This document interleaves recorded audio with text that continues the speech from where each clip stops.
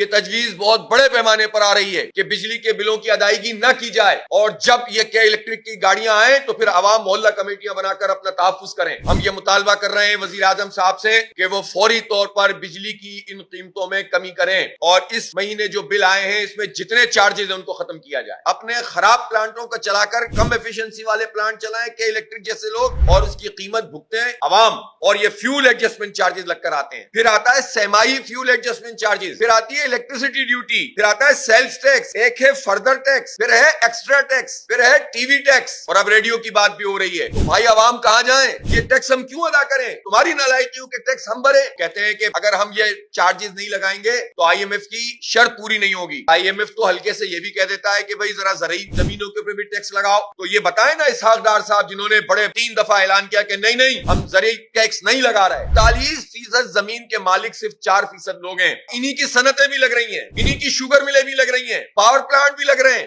یہ چند فیصد لوگ، ان پر ٹیکس نہیں لگتا، اور پورے سال کا ٹیکس 4 ارب روپے دیا انہوں نے، اور صرف سیلریڈ پرسن سے جو ٹیکس جمع کیا گیا ہے انکم ٹیکس وہ 300 ارب روپے کے قریب ہے۔ ہم گورنر ہاؤس پہ دھرنا دیں گے، اور یہ دھرنا ہمارا طویل مدت کے لیے ہوگا، مطالبات کی منظوری کے لیے ہوگا۔ میں عوام سے بھی کہتا ہوں کہ مایوس ہو کر گھر بیٹھنے سے مسئلہ حل نہیں ہوگا۔ جماعت اسلامی آپ کی حقیقی ترجمان بن کر سامنے آئی ہے۔ آپ کے اس ایشو کے اوپر کوئی پارٹی نہیں بولتی۔ جماعت اسلامی کنسسٹنٹ ہے، عدالتوں میں ہم جاتے ہیں، نیپرا میں ہم جاتے ہیں، احتجاج ہم کرتے ہیں۔ تو میں عوام سے بھی کہتا ہوں کہ وہ اس ہمارے احتجاج کا حصہ بنے، اور بڑے پیمانے پر حصہ بنے، تاکہ اس کے نتیجے میں اس حکمران طبقے کو ہم مجبور کر سکیں کہ وہ اس ظلم سے باز آئیں، اور آغاز اس سے ہی ہونا چاہیے کہ اس مہینے کے جتنے چارجز ہیں ان کو ختم کیا جائے۔